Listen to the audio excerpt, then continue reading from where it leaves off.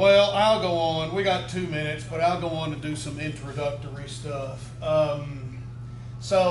Last year was the first time I'd ever spoken at SPAH, and I've just been an attendee for years, and I really loved being an attendee, and I had no idea how much work went into putting this thing together. So if you guys see the SPAH volunteers, the staff members, the folks that work here, the hosting club, the Route 66 Harmonica Club, be sure and thank them, because it's a lot of freaking work. I will also, on my very first SPAH years ago, I was in Michael Rubin's Beginner's Blues class, and Michael Rubin can be a real serious guy sometimes, and he very seriously said, if you don't like what you're hearing here, you need to get up and go somewhere else. He said, this is for you, and you need to get whatever you want out of this. So if you get tired of what you're listening to here, you get up and go. It doesn't hurt anybody's feelings. Well, I want to say the same thing, but not quite as seriously. But if there's a lot of good seminars going on around here, and if you want to listen to this for 15 minutes and go do somebody else's, don't worry. It doesn't hurt anybody's feelings. This is about you. So you get up, and if you're not getting anything from what's happening in here, don't hesitate to get up and leave. And then the third thing that I want to add, sort of as an introduction, is so I attended Joe Falisco's one of his talks yesterday, and he was talking about do you view the harmonica as a musical instrument or as a musical novelty? And it was sort of his line on teaching and how he worked that into teaching, and how the harmonica is such a musical instrument. So and it made me think about all this stuff. And do I think of this as a novelty? Do I use it as a novelty, or do I use it in music? And some of it, I'll grant, it probably is a novelty. But most of it, most of this I have accumulated because I can hear these sounds in my head. I can hear the music in my head. So I'm a child of the 70s. Grew up in the 70s, got married in the 70s, listened to all that good music, and I still hear a lot of that stuff in my head. And so a lot of this that I've accumulated is because when I'm playing along with somebody, just a plain harmonica is not enough, or just a plain harmonica with a little bit of delay or a little bit of reverb is not enough. And I play regularly, played almost 5 years now with a regular band, Kevin Dalton and the Tuesday Blooms. We play in Lexington. We played at the Burl and Willie's, and so here's another Kentuckian here that I'm talking to. What's the little Twisted Cork? We play the Twisted Cork frequently. But Kevin, the band leader, is a fabulous songwriter, plays an acoustic guitar. It's sort of Americana style music, but we'll do Doc Watson, and we'll do Marilyn Manson, and we'll do James Taylor, and we'll do Pink Floyd, and so with that sort of a range in there, I keep finding that I'm looking for other sound other than just the harmonica, and so that's kind of led me on this search. We've got an hour and a half, so my goal is to do this in about an hour, and then if you want to come up and play with some of this stuff, see what it sounds like with your harmonicas, and then I want to leave time for us to do that. And we've got another class in here 15 minutes after our class is over, so I got to shovel all this stuff into a suitcase and get it out of here after we're done. So I'm not going to spend a lot of time talking about my background. I've played since I was a kid. I didn't really start to learn a lot about harmonica until I came to SPAH and started listening to what real harmonica players do, and it changed my play. Well, Howard Levy changed my playing. Hearing him with Bela Fleck and the Fleck tones just knocked me off my feet, and I thought, I didn't know harmonica could do that. And I think probably there's a lot of us in here that have experienced the same thing. So, but I've been playing since I was a kid. I don't play like it. I don't play good enough to have been somebody that played for 50 years. But that's okay. You just accept that. I accept that as it is. when the 9-year-old kids can get up on stage and blow my doors off. It's really humbling. So, okay, so let me first, I'm going to go through kind of the order here first, and I divided it up into 4 separate things this morning. I ended up putting it into 2 chains. So I'll go through this is my regular gig box. This is what I use when I'm playing all the time. And so I've got it set up really compact, and I can, literally in a matter of about 2 minutes, I can get on stage, set up, and I'm ready to go. I carry a DI box with me, so if I need, all the sound guy has to do is get me an XLR and power, and I'm ready to go. So I mention that just because this is big and complicated, but this is not what I usually do. This is what I usually do. Everything fits together nicely. When I'm done, I fold my box up, I unplug everything, put it in the box, fold my lid, and I'm gone. 30 seconds from the time we're done, I'm off of there. So the sound guys love it. And I would encourage you to think about compactness, despite this table full of junk, to think about compactness as you put your pedal boards together, and think about the ease of getting on and off stage, and the ease of hooking up to the sound guy. So I didn't mean to go down that sidetrack, but this chain, so let's talk about that first. So I go into my Audix Fireball. I've got 2 Fireballs here. There's lots of great mics. I just have ended up using the Audix Fireballs because I like the sound of them.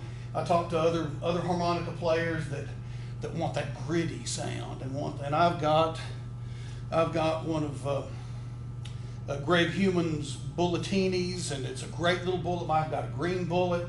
For what I do, I like the clarity of the Audix Fireballs. It's about the same as an SM58. It's just more of a compact. So this right here is the Audix Fireball. It's the Fireball V because it's got a volume control on it.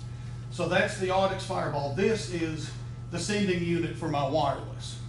And I went to wireless. This is going to sound stupid maybe, but we play a lot of different venues, and we play a lot of venues like boat docks with the houseboat crowds on the weekend, and everybody's always up dancing, and so the harmonica player kind of hams it up, and the wireless lets me wander out into the crowd and kind of ham it up if I want to. So wireless is not necessary. It was just one of those things that I got because it made it a lot easier for the fat guy that looks like Santa to go out and have fun with the crowd, which usually translates in the tip bucket. So I go into my Audix.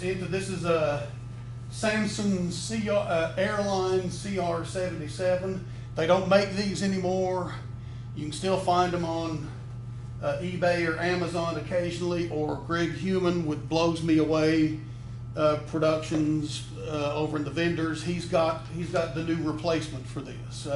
He can fix you right up with the new wireless. So mic to the wireless receiver. This comes in to the POG. The POG goes to Digitech RP 500, which comes out, goes to the Mel 9. This is an equalizer, then a delay, and then a crazy pedal that I'll talk about in a little while. The RP 500, I am inevitably going to spill this on something. I'll see if I can pull this up. If not, you may just have to come look at it afterwards. But it is a big effects processor box. Okay, maybe this is hopeless. But it's a big effects processor box. And the reason that I chose, I've been through several different effects processors, and I settled on this one. Actually, I'm kind of getting ahead of myself, so I'll talk about that again in a minute. We're talking about the chain. So in this chain, I go over to some of these other pedals, and then into whatever that thing, the loop station down there, and then over to the amp. Typically, this is all I have, and I go from this to the amp or from this to the PA. So in this is another chain. This front row is another chain where I go again from an Audix Fireball with this is the Fireball, not the Fireball V. So I've got a separate volume pot on this from Greg Human, been into the XLR. And I will mention, this is a transformer. So at the end of this mic cable is just an XLR. This is a straight XLR cable. Now how do you get that into a 1/4 inch? Well, they make adapters, but the adapters, you really lose a lot of sound through the adapters unless you go through a transformer. Well, it looks like I've transformed and stuck things together. So this is an Audix transformer. They make there's a whole bunch of different styles of them. I like this one because it's curly Q and it makes it easier. Sometimes a lot of them are big old long things. Now I thought I had one in here. But a lot of them are big long things that just kind of make it complicated to hook up to. But so this has, and I'll get this wrong, this has low impedance.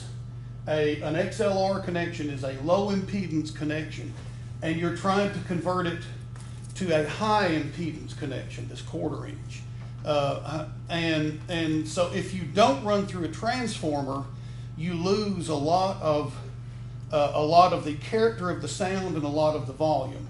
So I would encourage you, if you're thinking about doing this, to look at running through a transformer rather than just an adapter. And again, John Shirley, the mad scientist I was talking about earlier, went through this and went through all the technical parts of it a couple of days ago, but did a side-by-side comparison, and it was kind of stunning, the difference that it makes. Okay, so second chain, this is an old box of effects pedals that I had. I'll go from the mic, through these pedals, through the rest of those pedals, into, actually I forgot to point out. So both of these chains go through this little mixer. And from the mixer to the, this thing, the looping station, and then into the amplifier. This is the MX400, the Behringer MX400.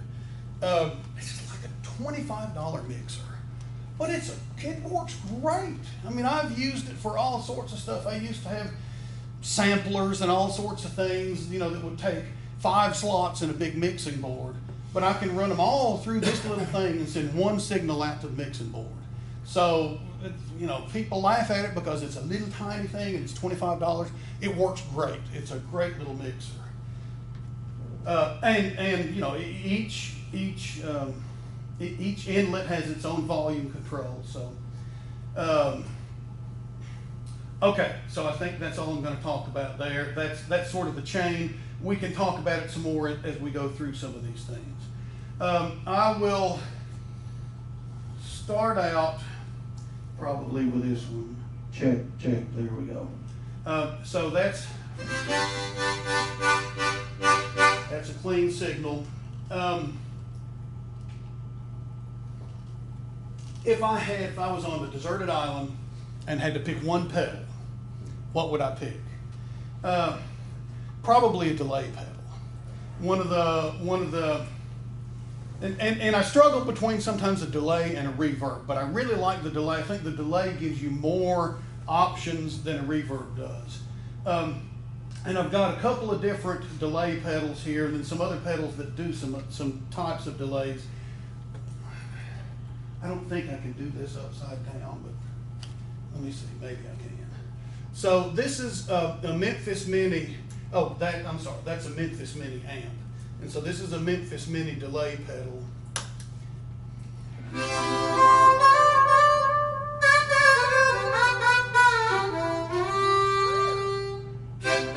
Okay, so there's everything about 9 o'clock. And I'm not going to go through every pedal in every setting, but to me the delay pedal is good for fattening up your sound. And this has got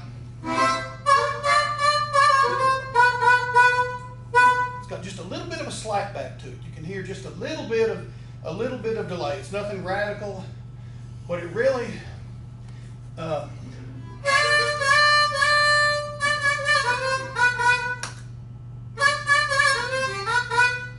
it's kind of dry sounding. And sometimes if you're going through a big PA, just that bare harmonica sound can be grating.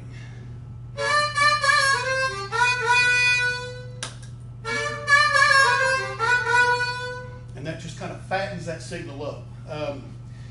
But it also gives you, and I'm going to move to the Boss DD3. The Boss DD3, it's an old pedal. It's like an 80s vintage pedal. But doggone it, it's probably my favorite pedal. And I've got several of them and I carry them around. And I'm not plugging Bosses, I'm just saying that I love this. I love these old pedals because one, they're bomb-proof. Two, they run off 9-volt batteries. So you don't have to have power. I do, I'm hooked up to power now. But if you're going to an open mic and you want to carry something with you to fatten up your signal just a little bit, you can put a 9-volt battery in it and it'll last, I don't know, depends on how hard you push it, but it'll last a 3-hour gig easily. And part of another gig. And I like the Boss pedals for that reason. Bomb-proof and batteries.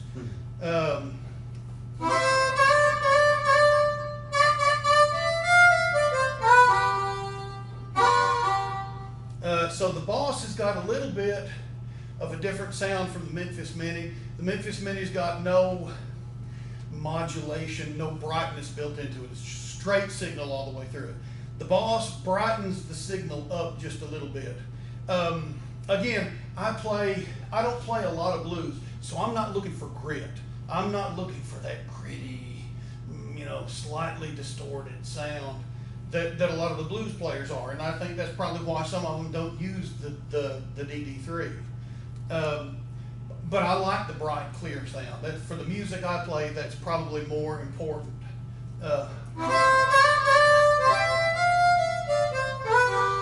Now, okay, so that's with everything about 9 o'clock. I'm going to everything about 12 o'clock here.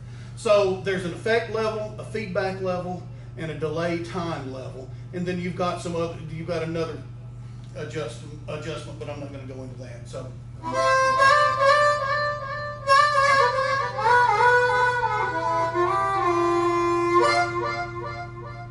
that's at about 12 o'clock, and you're starting to get into the weird category now, but yes. Are these all guitar effects? Yes, thank you very much. Yes. I have 2 pedals that are three, I guess, that are harmonica pedals. I have the Lone Wolf Heart Tone, which I'll talk about that in a little while, and this Memphis Mini delay pedal. Those are the only 2 harp pedals I got. Everything else is a guitar pedal. And that's one of the things that I'm hoping that you guys can recognize. That's one of the things that I think I have to offer, is that I've experimented with a lot of these guitar pedals, and I know what works for me. And so that's one of the reasons I wanted to do this, was so I could play through the guitar pedals and you could see what they sounded like. Thank you for asking. That was good. Thank you very much. One of the crazy things that this is, so we do a couple of songs that end dramatically, and then we'll walk off the stage with the sound still ringing. And it's one of the things that I love about the DD3 is that you can.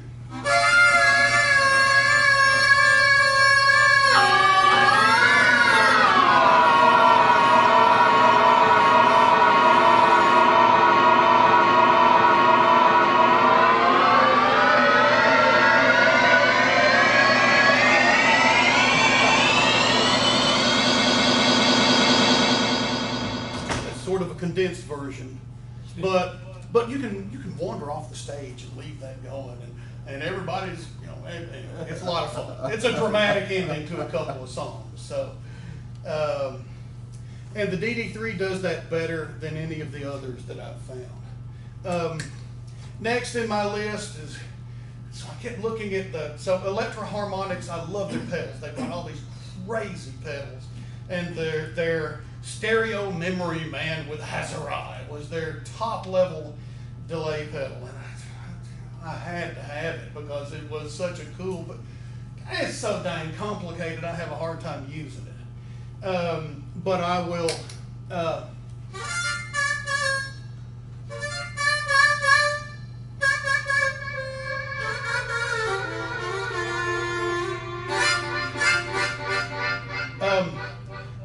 I will also tell you one of the things this has is a reverse echo.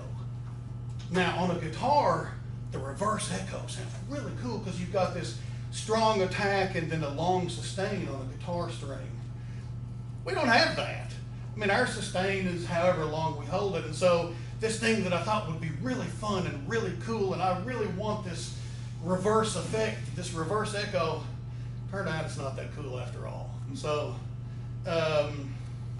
so if that's the driving force behind what you want, you can probably make a reverse echo just with your, you know, with the way that you play as effectively as you can using one of these. Okay, so delay pedal would be my first choice on a deserted island.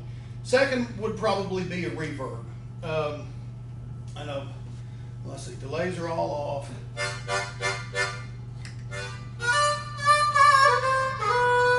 I don't know if any of you have gone into the parking lot, into the parking structure and played. Yeah, okay, yeah, you get it. Yeah, or a bathroom. Yeah, or the bathroom, or a stairwell. Stairwell. You know, you get this great reverb. Well, that's what a reverb pedal does. You know, it puts you in the bathroom or in the parking lot or whatever.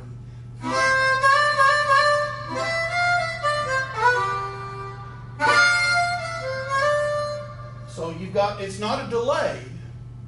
Now, you know, the delay has a slap back and, you know, you can call it an echo, but the reverb is more of a room sound, you know, a big concrete parking lot sound where you get that reverb. And so this is a Boss reverb pedal. It has a lot of different adjustments on it. You can tweak the reverb. I bought that, and then wasn't quite satisfied, so I went, this is a Digitech iStomp pedal. And I will, I guess, mention this here. So the iStomp is a blank pedal. You get it and it's nothing. And then you download whatever effect. The Digitech has a website. It's an iTunes or an Apple thing. I can't do it on I can't do it on my computer, but I can do it on my iPad. I forget what it's called, but you can Google Digitech iStomp. So I paid $40, and I have several of these. I paid $40 for the pedal, and then I go download whatever effect I want in it. And they've got some really good effects. Digitech does effects very, very well. So yes, ma'am. Does it have a way to customize it? Yes, it has all sorts of ways to customize it. You can do anything you want with it. So each iStomp pedal has 4 knobs on it. And you can tweak those knobs, but then you can also go into the computer. Change parameters? Yes, and change anything you want to. So yes. And it's completely tweakable. So, but it's a really cool pedal. And this one I've got a reverb loaded into. I didn't mean for this to turn into a sales pitch for the iStomp pedals, but they're great pedals, and it gives you a lot of options. If you want to try 15 different effects, buy one pedal and try it, and they're free. There's only one. Adrian Ballou has one funky effect on there that you have to pay $19.99 if you want the Adrian Ballou effect. Every other effect is free.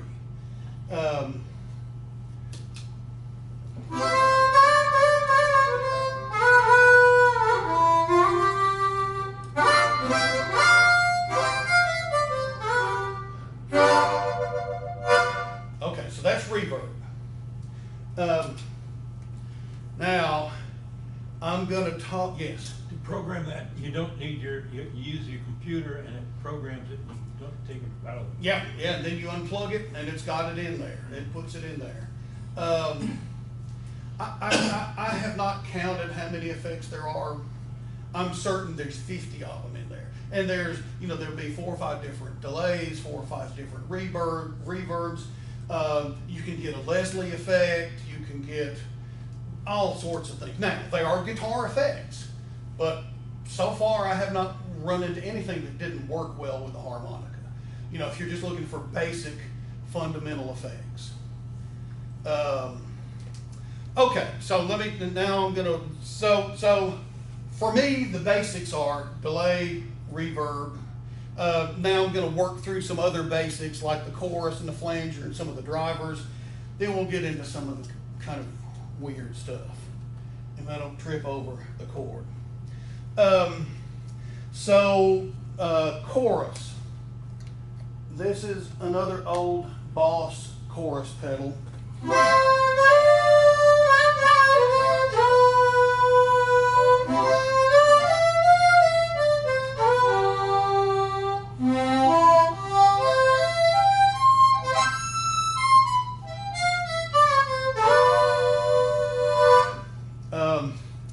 Almost like a reverb, sort of like a reverb, but I was talking to somebody beforehand, and when I hear that sound, I can see a speaker kind of spinning around in my head.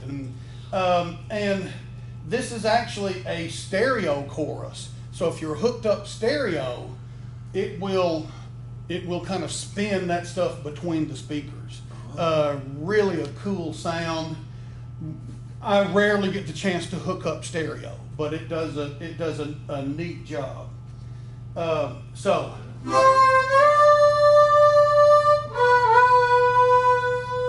Chorus.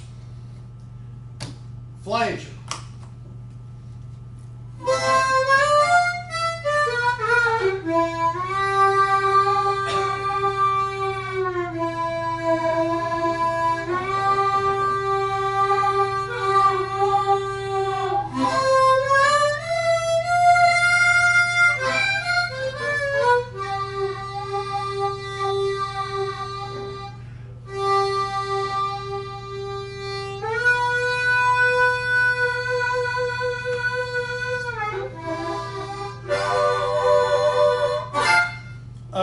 Sort of like chorus, a lot like chorus, but still adds a neat depth to it.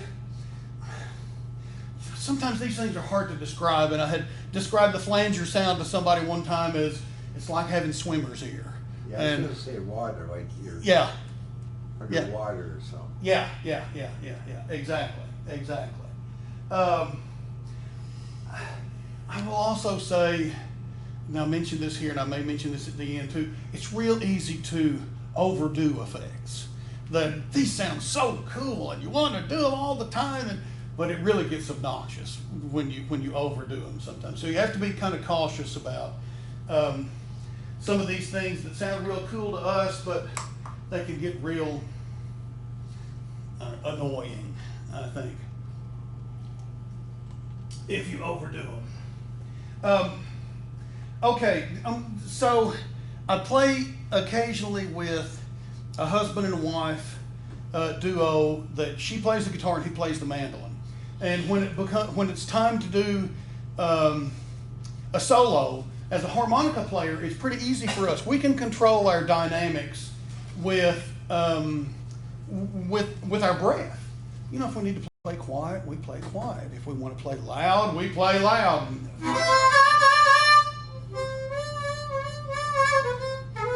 It's not easy for a mandolin player to do that. So this friend of mine uses an overdrive pedal that just jams on it, and he steps on that pedal, and all of a sudden he triples his volume, and he does that for the leads. Well, there are a couple of I've got a couple of overdrive pedals that I've used in the past. I don't find a need for them. I think we can do it ourselves without, but I'll still run through them. And so because we all kind of lean towards the blues sometime, I'm going to go through the blues driver first. And I'll have to say that if I was to use a driver pedal, the blues driver is probably the one that I would use. It's the least offensive, and it adds some of that grit. Again, if you're playing blues, so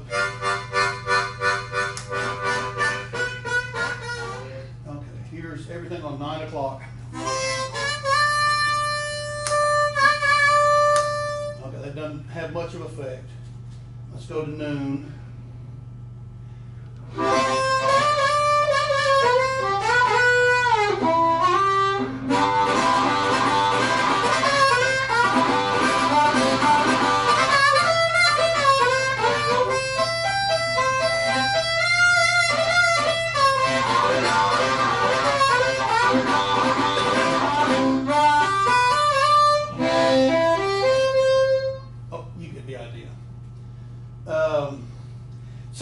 So it adds volume, but it also adds some grit and a little bit of distortion to it.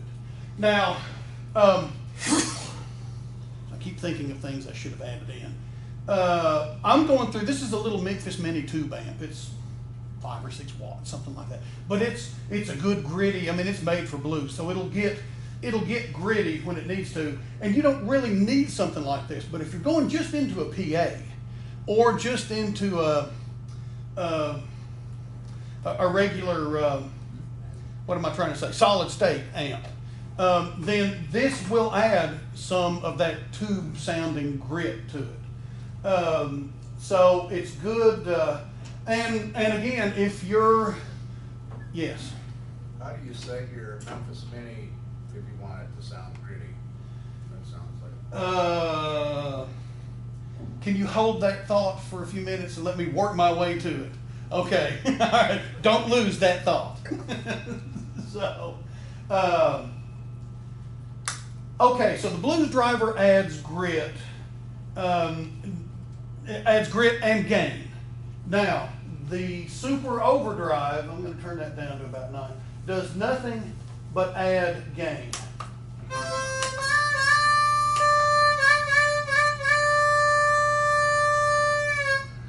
But I got to turn it on first.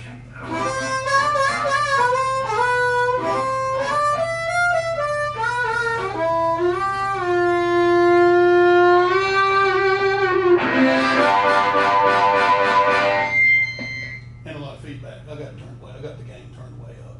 So the super overdrive is probably like any other overdrive pedal. It adds boost. It adds sound to it, but it doesn't really affect. No, it adds volume to it, I'm sorry. It adds volume, but it doesn't really affect the sound, where the blues driver affects the sound. It makes it more, well, bluesy. That's why they call it the blues driver. So and I guess I bring those two up because if all you're looking to do is boost volume, use an overdrive. If you're looking to boost volume and get some of that grit, then use the blues driver. Okay, let me work my way down there. I haven't forgotten you. Okay. Okay, so delay, reverb, chord flanger, blues driver, overdrive. I've got a cheat sheet here. One of the things that I touched on but did not stay on but want to talk about are the multi-effects processors. So I've got the Zoom G3 over there. I've got the RP500 in here. The advantage to those is that you get a lot of stuff packed into one compact box. Now the RP500 is arguably not compact. It goes from here to here. So in my box of stuff, it's a big load of equipment. But so the Digitech makes the RP500. They also make like an RP75, and they've got older versions of them. I had the earlier one that I had was an RP360 XP, which is probably half the size of this. The XP means it has an expression pedal on it. The RP500 also has an expression pedal, and I'm sorry that there's no good way for you to look at it except for just come up here and look at it afterwards. But it comes with 100 effects in it. They're all guitar effects. They've got lots of gain built into them. So the reverb's real bad on them. The feedback is real bad on them. You got to be cautious with them when you're using them. But there's a guy named Richard Hunter Sounds, Hunter Harp, something like that. You can just Google Richard Hunter. and find him. Richard Hunter sells a package of 50 different harmonica patches to go in these boxes that are harmonica specific patches. And they're fabulous. He's got some wild and crazy things and some good basic things.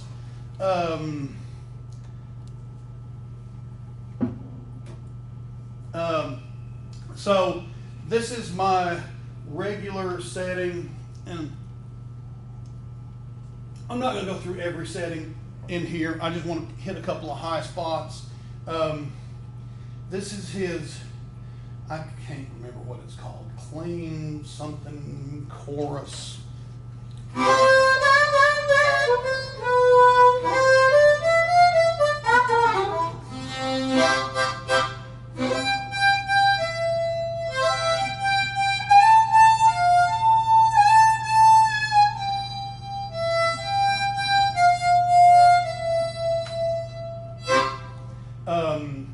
That's sort of my go-to sound, and that works great going through PA. It works great going through an amp.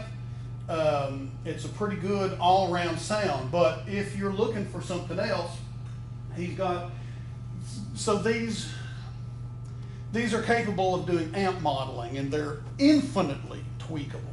If you like tweaking things like that, it's easy to do. You plug it into your computer. Again, Digitech, you download the Digitech software. Anything about these you can change. I am not much of a tweaker. I'm an old guy. I just want to turn something on and have it work. I don't want to have to do a lot of work on it. I'll just hit a few of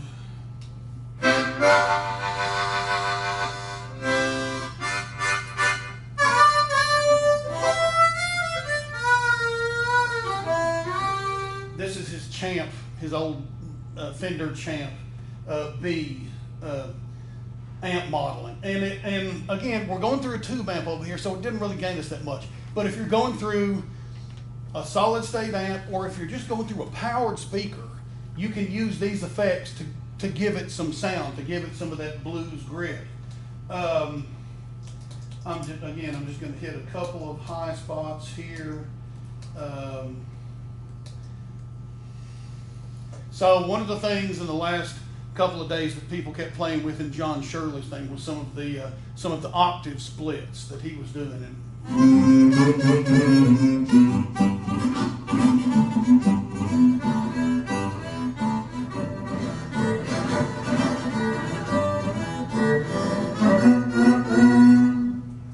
That doesn't really add that much.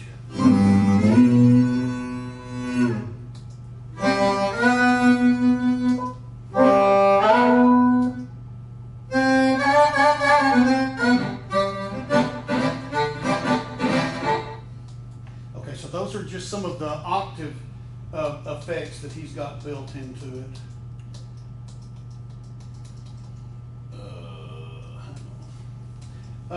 So John Shirley yesterday, one of the things that he had been working on was an auto wah and coming up with a way to affect his wah pedal. So this is Richard Hunter's auto wah effect.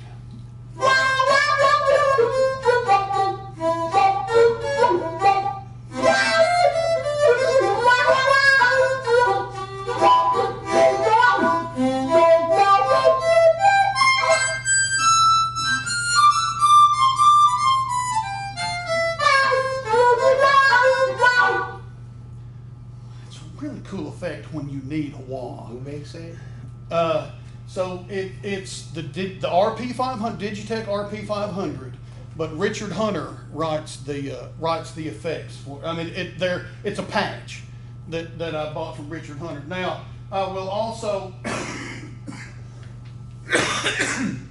add that the expression pedal over here on the right hand side of this thing controls, in some of his effects, it controls the volume. In some of his effects, it controls it's actually a wah. So this is his Bassman vibe effect.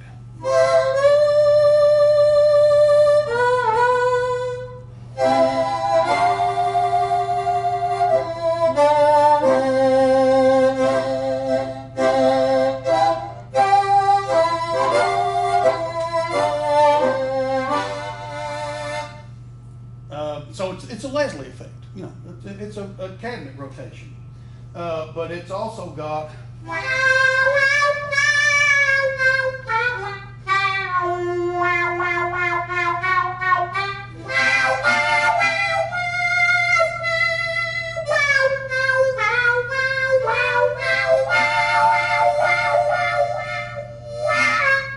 so that's the expression pedal with the wah turned on. All right, again, I don't want to spend a whole lot of time other than just to say, turn that wah off.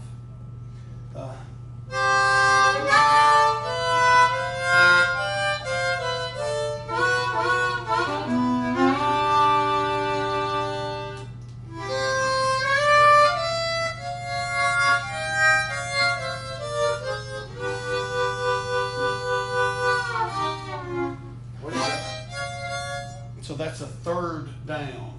And here's a 10 down.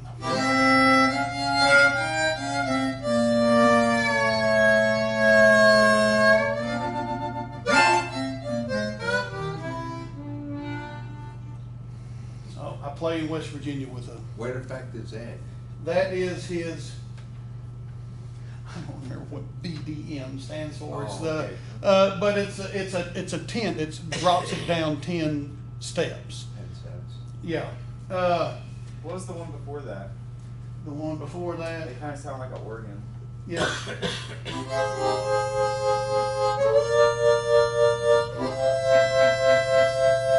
So that's a third down. But it's. You know, this is not these effects are not something that you use all the time, but I've played with some weird guys in West Virginia occasionally, and these effects really fit nicely with what they're doing. They do a lot of atonal stuff, and so these effects fit that pretty nicely.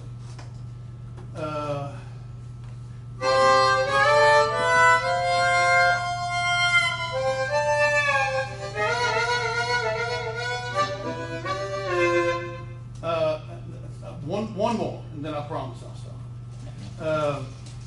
So this is one of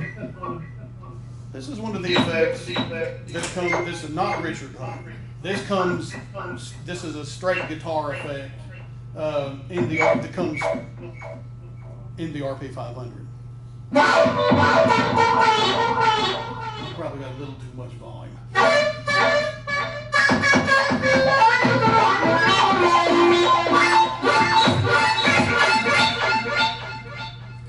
Again, I don't want anybody to have flashbacks, but it's too late. Yeah, sorry, but it's. And I guess my point is that there's a lot of stuff available. So I don't remember what I paid for this RP 500. I don't buy anything new. Everything I buy is used. Guitar Center, Reverb, I probably paid $120 for it. Then I paid $50 for Richard Hunter's patches. And it gives you all of these options to use. So again, no affiliation. Okay, thank you. No affiliation, just a satisfied customer. That's so. Okay, so how do I get a gritty sound out of this? Probably, I haven't forgotten. Let's see. So let me bypass that.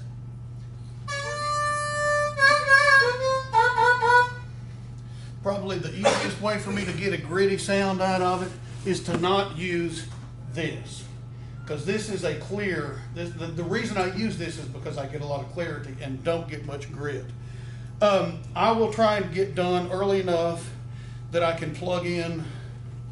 So I record with a blues guy occasionally, and all I do is take my little bullet mic and go straight into straight into the amp. That's all he wants. No effects, no delay, no reverb, no nothing. I'll get done in time for you to experiment with this if you want to. That's one of Greg Human's Bulletinis. His little bullet mic. It is a hot mic. And it gets a lot of grit, especially if you cup it tightly. You can get a lot of grit. Just absolutely nothing but this straight into that amp. We recorded 3 tracks 2 months ago that the guy, I had all this cool stuff, and I said, I don't want any of that crap. I want that. That's the sound I want. So this probably has more effect with just the amplifier than any of this stuff does. It's also a pricey little microphone. Yes? That was going to be my question. Have you played with signal flow, like putting the amp at the start and then running it through? Well, I have played with signal flow a lot, and one of the reasons is that some of these things are funky pedals, and they don't work well if you put them at the end of the string, so I had the amp is always the last place to go to, because that's where the sound comes from. So everything has to be before the amp. But as far as these, I thank you for asking that, because as far as these pedals go, I can tell you from my experience that you have to sometimes experiment. When I got my first Pog, it sounded like crap. And I had it at the end of the string, I had everything else running through it, and I just couldn't figure out why does this thing sound like that? So I ended up swapping it around and moving it around in the string, and I finally figured out that the Pog needs to be the very first thing you go through. And otherwise it just does not sound good. So thanks for asking that, because whatever pedal you get, you may have to experiment with it some and see what it is, how it affects the subsequent pedals. Now, this box of Boss stuff here, I don't think it makes a hill of beans worth of difference. Those pedals all work, they play well together no matter what sequence you put them in. I would just say that you need to think sometimes about where you want the delay or the reverb, because if some of these effects come in after that, then they're not affected by the delay. So if you, I don't want to go into it too much, but just be aware that you need to think about that string, and sometimes you may have to experiment with that string and how they fit together. Okay, so we talked. I don't have the Zoom G3 hooked up. I also bought this because I could get 50 of Richard's, maybe 40, of his harmonica patches into this thing as well. The advantage to this, one, it's a third of the size. Well, maybe a little. It's 3/5 of the size of the RP 500. But it's also battery powered. It runs off double A's. And when I first started looking into them, I read a bunch of articles that say, oh, it eats double A's, blah, hogwash. I mean, I can put a set of double A's in this and it'll last a month easily. And that's playing weekly with it. And you've got all these effects at your fingertips. Now, they're a little bit different. They're not quite the same effects that you get in the Digitech toolkit.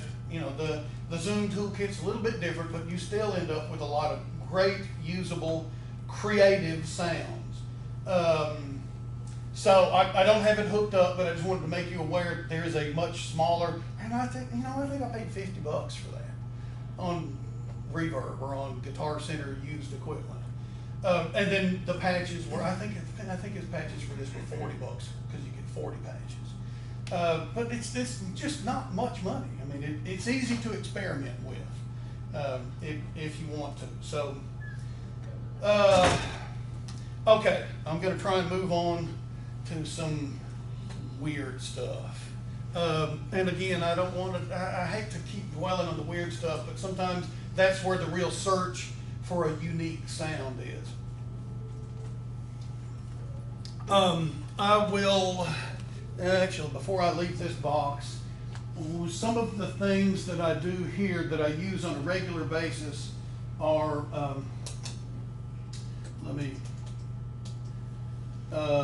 so this is the bass vibe that we talked about a little while ago, the rotation, and then I'll turn the POG on, and POG has gain built into it. So I've got all these knobs at about 12 o'clock, which is about unity. If you turn them up much more than that, it actually has gain and it can overpower things. But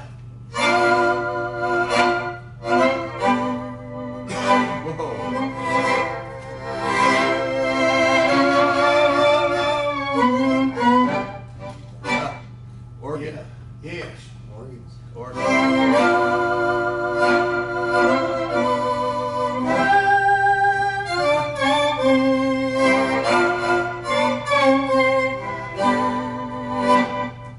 That's fun. I have a lot, so we play a lot of soul stuff, and to be able to slide, that Hammond B3 sound in underneath it is just really a nice addition. And again, I keep thinking back to Joe Falisco's music or novelty. Music, this is music. I mean, when you add that organ sound in there, that's really a cool sound. Quick question. Yes. Is the POG an octave divider? Yes, Yeah. yes. And So it'll go an octave up and an octave down. So, let me bypass that. So that's just the POG. Now if I turn the octave up, down, no, that's the sub octave. So that's the high octave. And Helium. yeah. Hello. Yep, that's the low octave.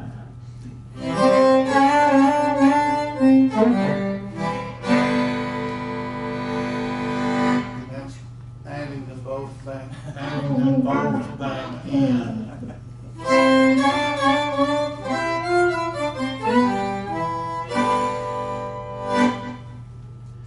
So an octave up and an octave down is what starts to add that Hammond organ Yes. sound. Yes. And then when you turn on this Leslie effect, this rotation,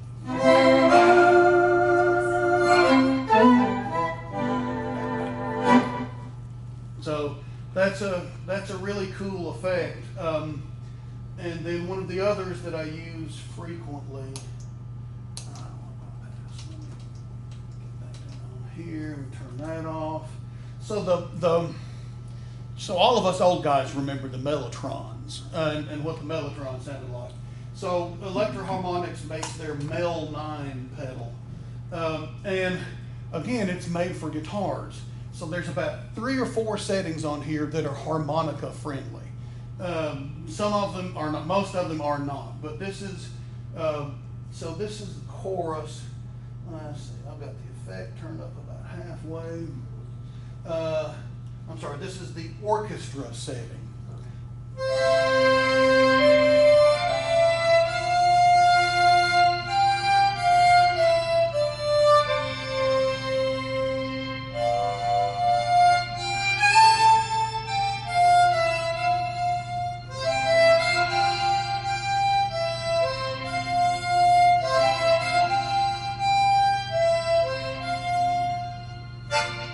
So again, You yes. still have the Leslie effect on. No, I've got it turned off. Ah, I've got it turned off.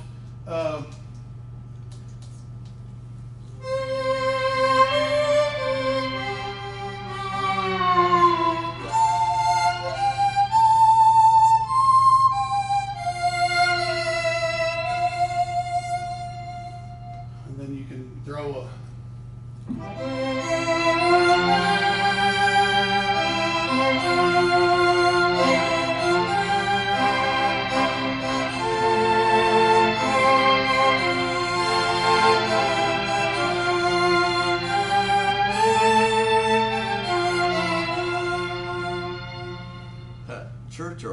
Yeah. Well, so I played in our praise band at church, and during the winter, our organist goes to Florida. So I am the organist during the winter. So, okay, the other setting that plays well with harmonicas is, so it's called a choir. So there's a low choir.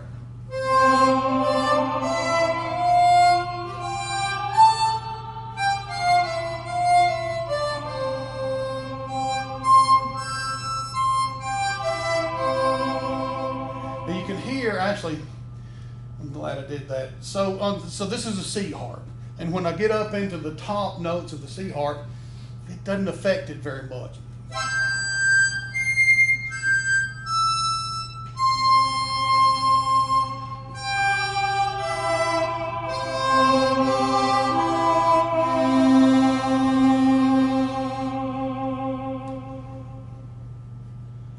And then the high choir.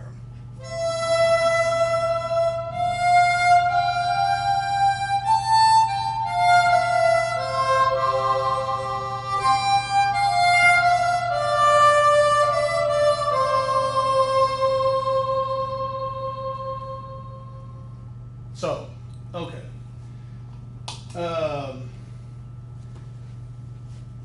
5 minutes, and then we're going to try and turn it over where if you guys want to come play with something. So let me hit a few more weird pedals. I don't want to give you the impression that everything I do is weird, but a lot of it is. So again, it's that weirdness that sometimes adds a nice touch to whatever you're doing. So I have experimented a lot with, I don't know if any of you watch Nels Cline. He's a guitarist. He plays with Wilco. But he is the most creative guitar player. He's crazy. And he uses a lot of crazy effects, and unfortunately I keep buying effects that I see him use. And some of them work well for what I do and some of them don't. But he uses the Chaos pedal. So this is a Korg Chaos pad. I think it's the 2 version. And instead of turning knobs, you use your finger to work this pad. Wait a minute. I think I'm just not doing too much. Let me turn off that. Bypass that. Oh, maybe because I've got the effects turned off.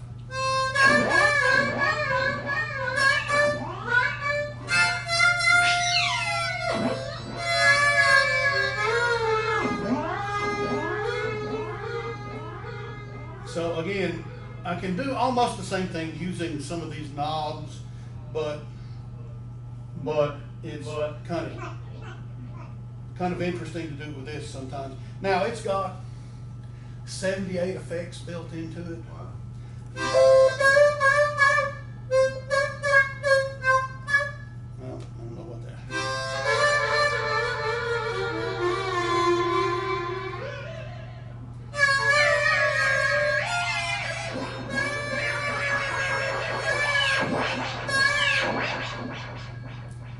Okay.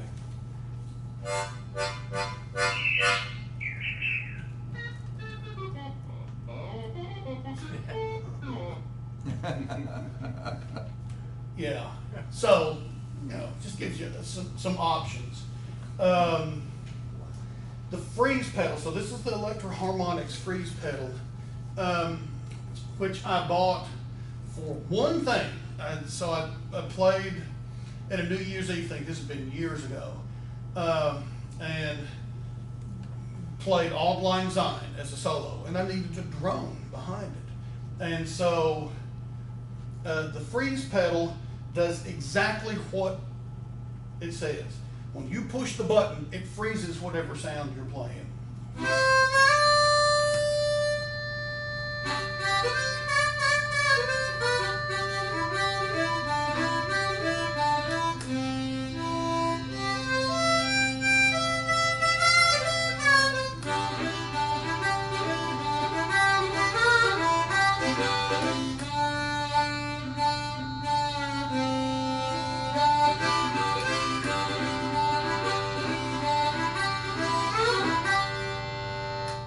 So it's kind of a neat pedal to add some depth in, and I've actually ended up using it a lot more, and maybe a third of the time that we play, I'll throw it in. It's the only thing I use my foot for. All of these pedals I use my hands for, because we're harmonica players. You know, we can use our hand where a guitar player can't. So I'll throw this down on the floor, and I'll use it to capture a sound, and then and then keep it up under it. Now, so it's got an effect level knob, it's got the on and off button, and then it's got a little toggle switch. The top two toggles are a fast release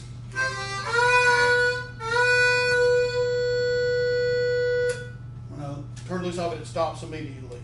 A slow release,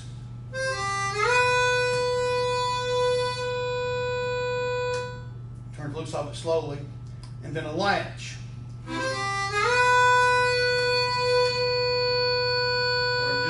As I want it to. And to make it stop, I press the button again and it stops. It's a fun pedal and I've used it a lot. The one thing that I would caution you on is that when you use it to capture a sound, it can capture a sound that you don't want to. If you're in between notes and taking a breath, it'll catch that, and so you have to be careful. Oh, no, that's not it.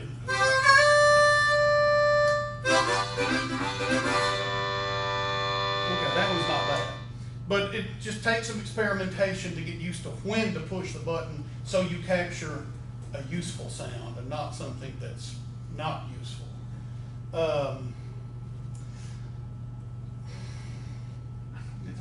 Ever messed with a ring modulator or not? I've had more fun with this pedal. I don't have it in my box anymore, but it's an interesting pedal.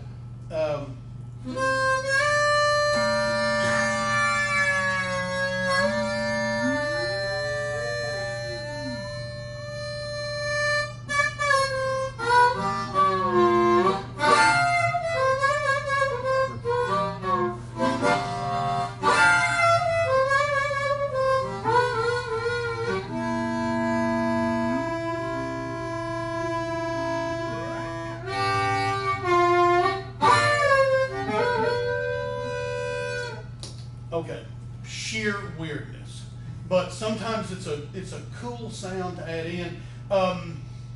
So you adjust the frequency to match whatever note you're playing, and you can get to where it's almost at unity, where you don't get any effect, where when you play it doesn't get any effect.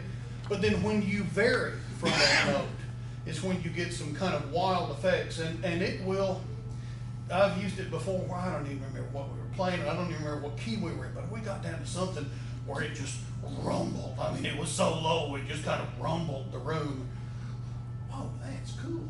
I don't know how I did it, but oh, that was cool. So anyway, it's a fun, again, that's an old Moog or Moog MF ring. I probably paid $35 for it. I was gonna say, it sounds like a VCO. Yeah, and that's exactly what it is. So it's a it's a fun piece of equipment. So my latest bit of weirdness is this pedal, and this is the Montreal Assembly Count to 5, and it's alive. I can't ever figure out what to. I mean, it does craziness on its own. Now, Montreal Assembly it's a little garage shop in Montreal. They made these for a couple of years and then quit making them, so they got real pricey on the internet. I think I'm embarrassed to tell you this, but I will, just so you don't make the same mistake.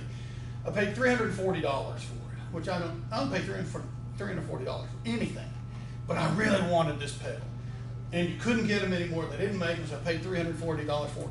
2 weeks after I bought this pedal, he started making them again, and you can buy a brand new one for $250. So I thought, well, if nothing else, I can always get my money back out of this. Well, no, I can't now. So anyway, but I'll kind of run through.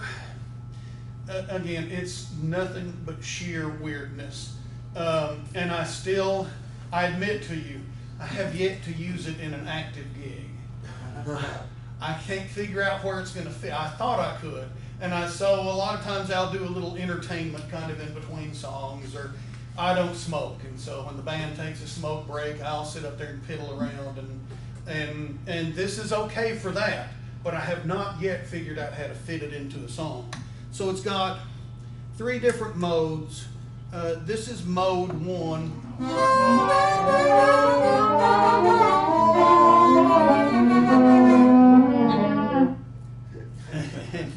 And you can set, it's infinitely adjustable. Again,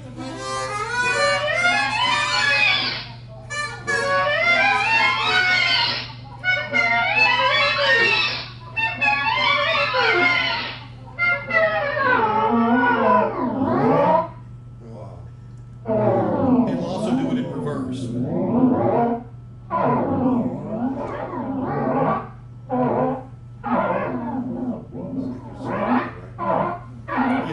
I'm telling you, it's weird. So I apologize for it to begin with. Mode 2 has a 2-second looper in it, so it'll record.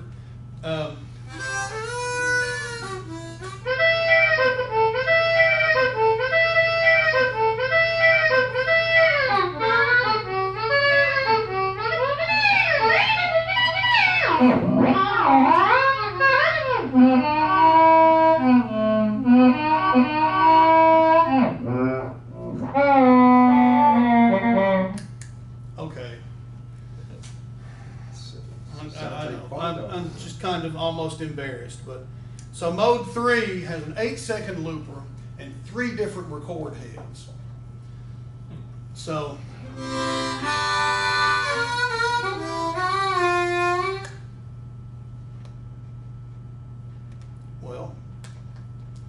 because I've got it turned off.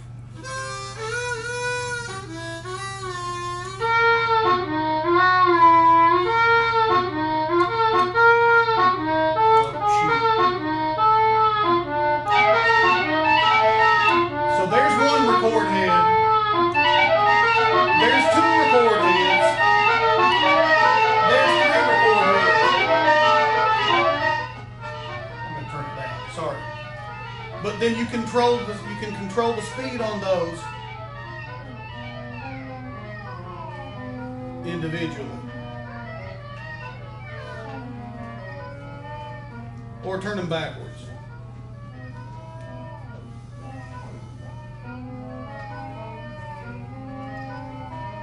Music or novelty? Music. Yeah, Novelty. in the right setting.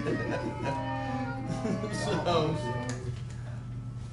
that's, like I say, I admit, I have not used it in an active gig yet. Not used it in a song yet. I thought that I could hear it when I bought the pedal, and then the more that I've messed with it, the more I think, I don't know, maybe not.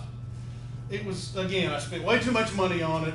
I'm glad that you guys can get a chance to listen to it, so if you decide you want one, you can remember what it sounds like. So, okay, I'm going to stop there. We've got about 23 minutes. If anybody wants to come up, so I've got 1 chain with this mic here. Oh, wait a minute. So one thing I didn't mention was the 550, the RC 505 Boss loop station. Again, it's one of those things that I had to have because it was so cool, and I thought I'll use this all the time, and it turns out it's really way more complicated than an old guy wants to use. But it is okay for, you can. Hang on. So it's got 100 effects in it. The reason I included it is because it's got a great bunch of effects in it. So you can record a loop, you can put all sorts of effects down. You can hang on, I got a sneeze coming. There it is. Thank you very much. So you can record, as it's coming in, you can record an effect on that input, or you can also apply an effect to the output. So it gives you lots of options, lots of different effects that you can use, a tap, tempo. Again, I'm not going to go into it a whole lot, but I did want to kind of give it an honorable mention because it's got so many effects built into it. I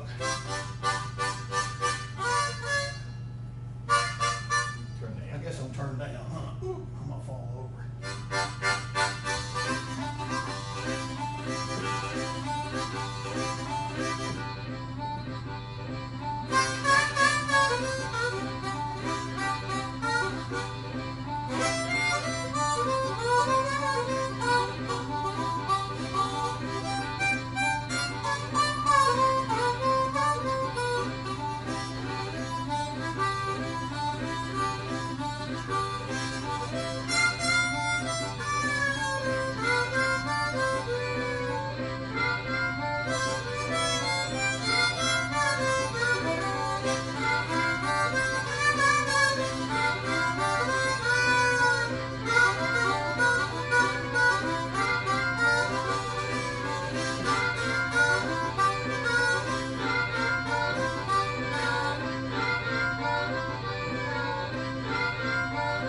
You can just keep adding and keep adding and keep adding.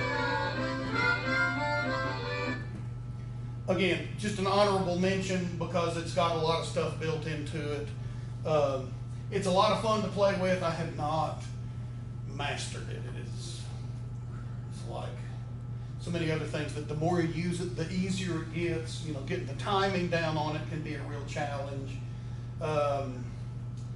But it's, again, I threw it out here because it's got a bunch of effects in it and it's a fun thing to use sometimes. So, okay, hang on, let me look back at my cheat sheet. Don't overplay, okay, don't overplay or overuse. Keep it simple. Again, don't be taken aback by all that crap. This is it. And like I say, I can set up and rig down literally in 30 seconds. And that's really, really something important when you're performing. Have a DI box available. If you're doing this, always keep a DI box with you to go from 1/4 inch to an XLR. Because a lot of the sound guys will not, any competent sound guy will have one, but I have played with some that did not. So keep a DI box with you. A passive DI box. Yeah. It's a passive DI. Well, so one thing I didn't mention, one of the pedals I didn't mention, this pedal and this pedal are both equalizers.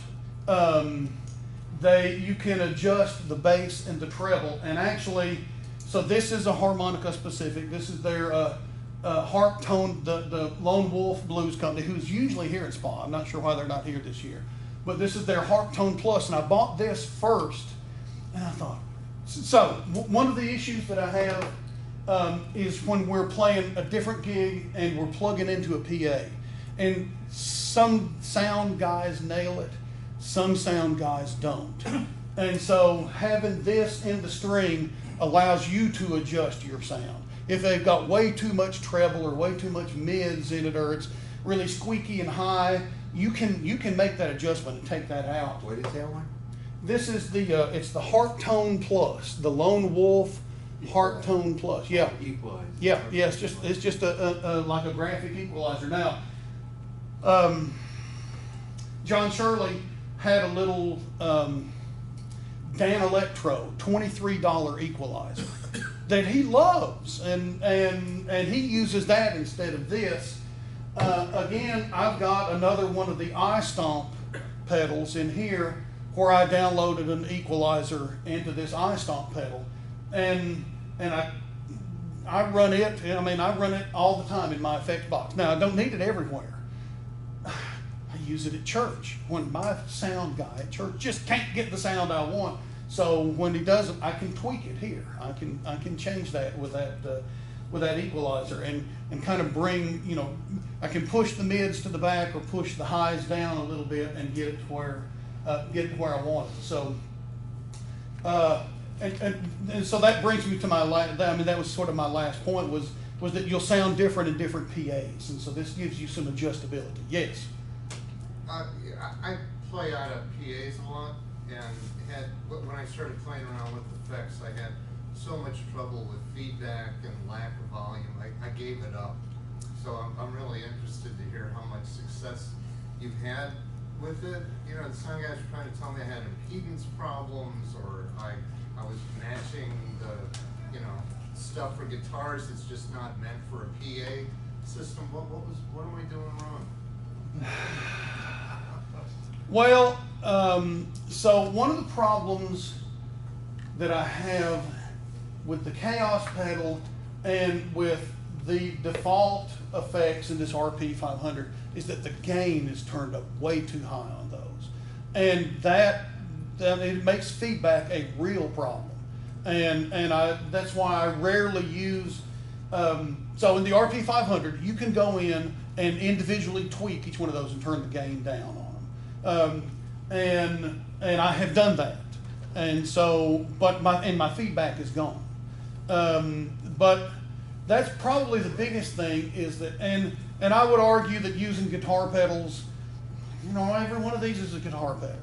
And I don't have any problem with it, but you just have to, you know, you may have to. The gain is the biggest thing. What sort of mic are you using, or were you using before you gave up on it?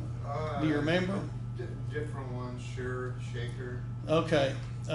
So again, I don't know how much of a difference the Fireball makes.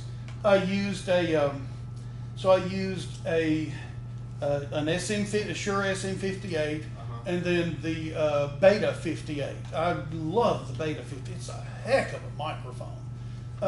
It's a little bit pricey, but it's crystal clear. And if clarity's not what you want, then then don't use it. But some of and the reason I bring it up is that some of the hotter the mic, the more feedback is going to be an issue. This Bulletini of Greg Humans, it's a hot mic, and you got to be careful with it. If you're in front of the speaker, it'll eat you alive, and so you just got to be cautious about what mic you use as well. For your simplest get up to a PA, how would you start? You said you play around with where you put the different effects boxes. What's this? Where would you start again? You encouraged me to try this once more. So the simplest thing that I use and that I have almost never had a problem with it is going through this mic and this cable and through this transformer into a DD3, and then out of that to the box, and that's it. I use this mic and a delay pedal. What's the mic again? This is the Audix Fireball,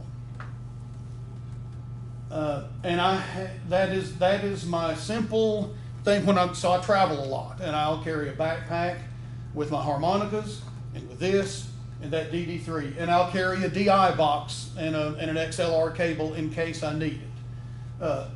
Most of the time, I can put a 1/4 inch out to somebody's mixer. But I have never had a problem with that. Now, again, you got to be cautious about standing right in front of the speaker. And I play at a little place in West Virginia that they've got this big Boss system that sits right in the back window, and the stage is right in front of it. And man, if you get right in front of that speaker, and you know, that mic will just hammer it. And so you got to be careful. You know, I stand to one side. Actually, I sit at the bar on one side and just run a cable over there. So I'm not in front of that speaker. But But that's my simplest outfit, and it works great. I've never had a problem with that. Other questions? I got something called a cab driver. The yellow box, got a Okay. picture of a taxi cab driver. What Yeah. does that thing do? It's just a driver. It's an overdrive. It's a gain booster. So, So it's a feedback issue. well, it can be. It can be a feedback problem. But really, you probably don't need it. I mean, I have ended up not needing drivers at all. I don't use them. They're still in this box because I've loaned this box to a banjo player. I had to get it back from it for this talk. But he uses the drivers to get more volume. I don't. I can just do it dynamically, you know, with blowing harder. Okay. Others? Yes? You don't feel the need to have some kind of a noise gate? I don't think people call them noise gates. They do, yes, I have a Boss noise gate pedal, but I have found that if I keep everything clean, if the power is clean, if I've got good cords, so a noise gate is something that you can set to, if you get below a level, it gates it and it turns off the sound. So if you've got a hum, and for instance, our lead guitarist in our praise band is deaf as a doorknob, and he plays an old Strat that when he takes his hand off the strings, it's got a horrible buzz in it. And if he just ground it, if you just keep his hand on the strings, but he can't hear the buzz. Everybody else in church can, but he can't. And I keep thinking I need to give him that noise gate, where if it's below a certain threshold, it'll cut the sound off. I got it because when I first started messing with this, I had something that was not clean, and I would get a buzz through that amp. Or actually, I've got a PA too, and I would get a buzz through the PA. But I found that if I keep good cables and good power to everything, I don't need a noise gate. It just doesn't make any noise. Lone Wolf makes one. Who does? Lone Wolf. Oh yeah, Lone Wolf does, and I've got the Boss. I've got a Boss noise gate. It's completely adjustable. You know, you can set it at what threshold it cuts things off. I've just found that I don't really need it. I bought the Lone Wolf one, and I find I really don't need it. Yeah, yeah. I don't. Like I say, I did the same thing. I have it, and it's in my collection of stuff that I don't use. So. Would you use one of those little fatty pedals by the same guy who makes your amp for running through a PA to kill feedback? Maybe. I have not used one. Don't tempt me. Because it'd be something else I need to buy then. So. But no, I have not tried one. Is it a feedback? Will an anti-feedback device work as well through a PA system as it does through a solid state amp? Yeah, I would think so. Now, truthfully, I have no experience with that because I try and avoid feedback by keeping the gain turned down and not standing in front of the speakers. I thought early on when I started doing this and I was having feedback issues, I thought maybe I need, one of those feedback, Kinder makes the squeal killer or something like that. But truthfully, I've just found that if I keep the gain down and look at where I'm standing, that tends to be the best feedback killer. And that's, you just kind of pay attention to that. Then the equalizer, the one that you were talking about, the other one, the Dan Electra, that's called efficient chips. Yes, yeah. Is that something that you would necessarily want a equalizer in your chain, even if you're going minimal amount of effects? So I have this permanently in my chain because there are places that I need it. And the fish and chips, so when John Shirley, and I wish John Shirley was in here for this talk because he could talk about it more authoritatively than I can. I have a fish and chips, and I really couldn't get it adjusted to where I like it. And it's just, I threw it on the shelf with all my other old things that I don't use anymore. he loves it, and he is the ultimate mad scientist. So if he likes it, it's got to be a good pedal. It's just that there's a lot of adjustments on it, and I never got it adjusted to where I liked it.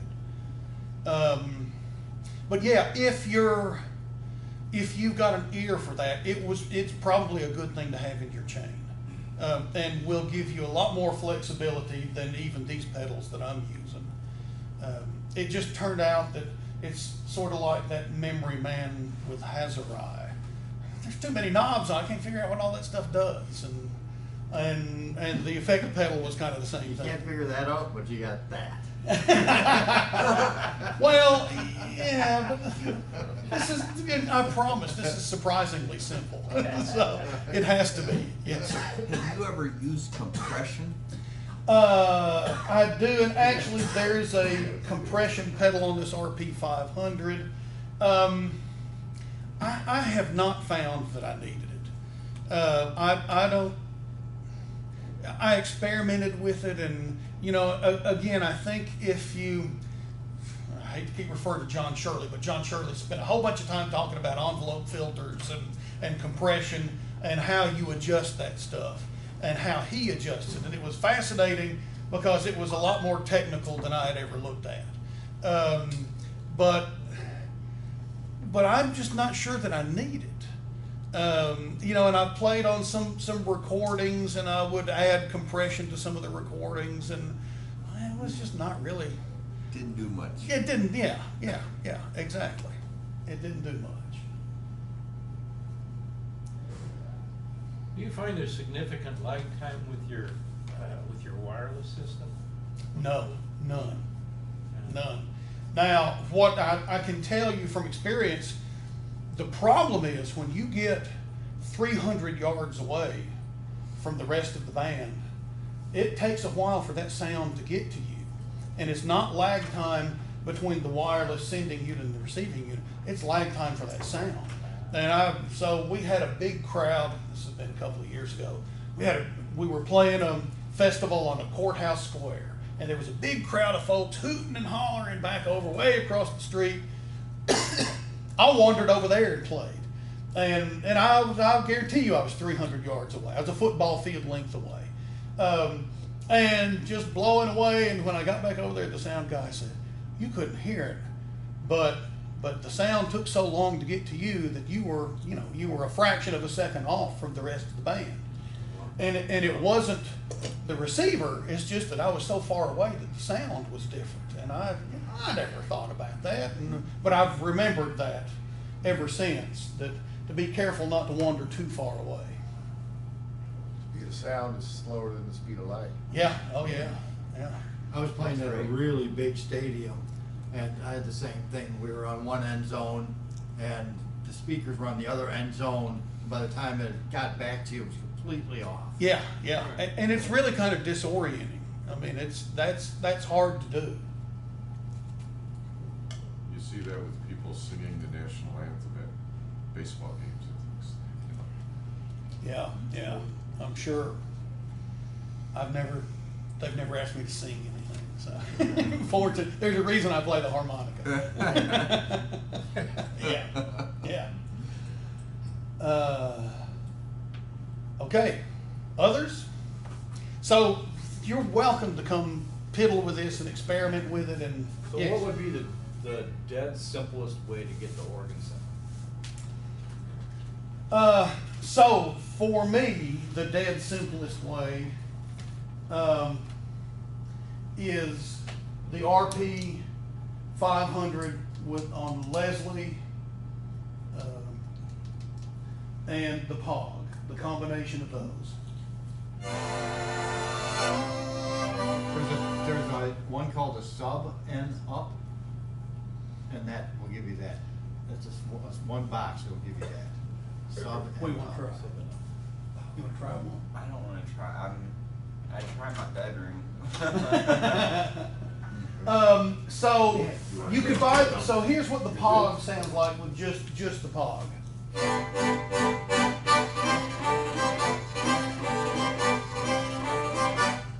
So that is just the Electro Harmonics POG.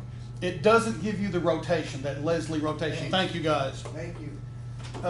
And now Electro Harmonics also makes a couple of pedals. They make one called the B9, which is an organ emulator, but it's an organ emulator for guitar.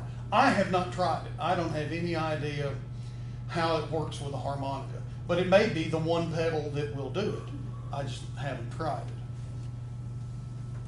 And this is an older Chaos pad, right? Yes. They've updated these a lot. Yeah. So now they have some where you can put your sample on it, like you're doing with the loop. Yeah. Throw the sample on it, and then while it's looping, You can change it on the XY. Yeah. Well, I don't.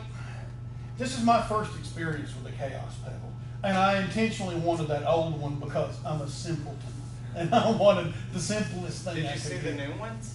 I They're said the that size they're, of they're these smaller. pedals. Yeah, the little bitty things. But the other advantage to this one is it was cheap because it's so old. Yeah. So that helps a lot.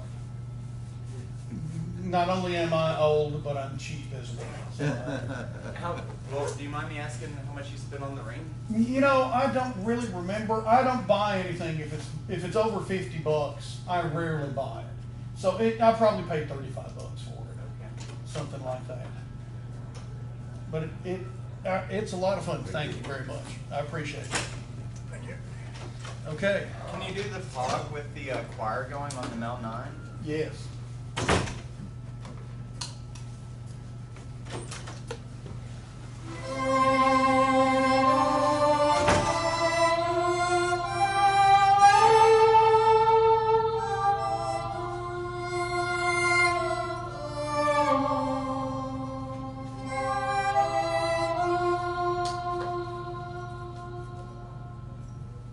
What would Kind of a happen if church you did that sound. with the ring next?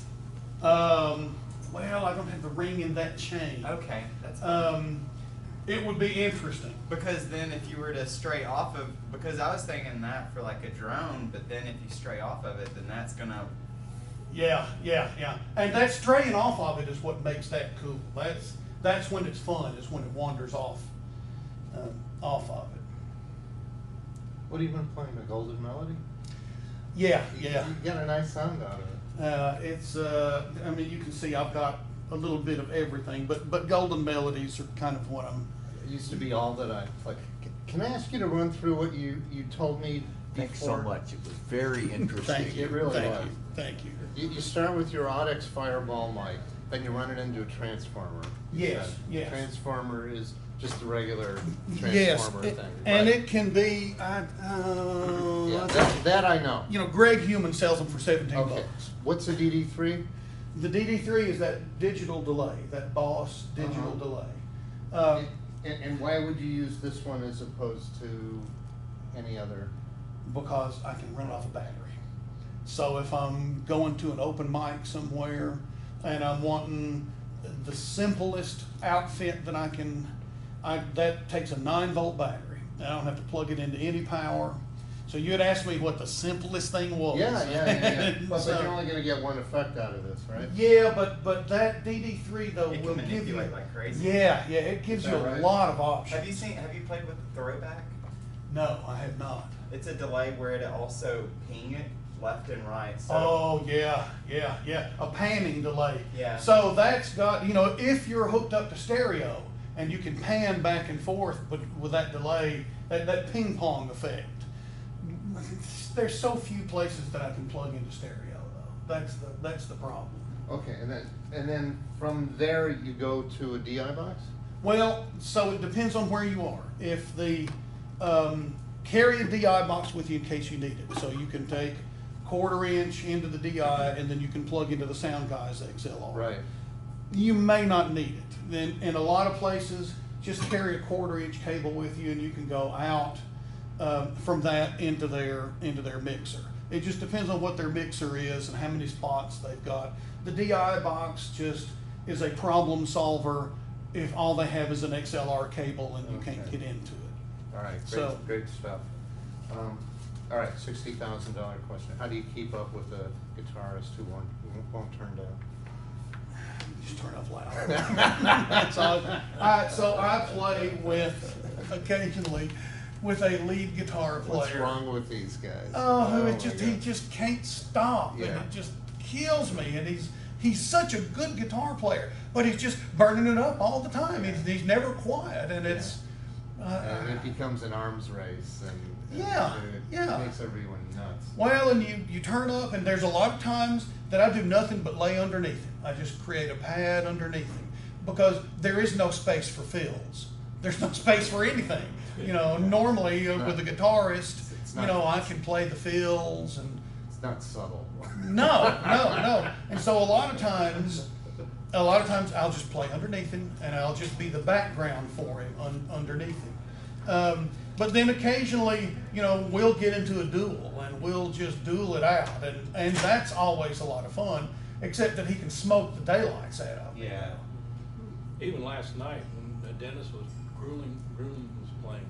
Did you they, notice that Yeah, too? they overrode him. And that was- Yeah. The guitarist was hot dog, and Yeah, he was good, but he, you know, Yeah. it just it wasn't that good. Yeah, you it know? wasn't that good, right? Well, actually, it wasn't just him. You couldn't hear the piano Yes. or the vocals. Have you thought Right, about well. making exactly. your It pedals? was, Hey, what? Have you thought about And making they were your all own they were all pedals? good players. Then the I'm not sky's the that limit. creative. Yeah. Yeah, there's a lot of people that do. So If I were to get one thing, could I get by with the eye stomp? absolutely, yeah. I love that eye stomp pedal, and you know that would be a good.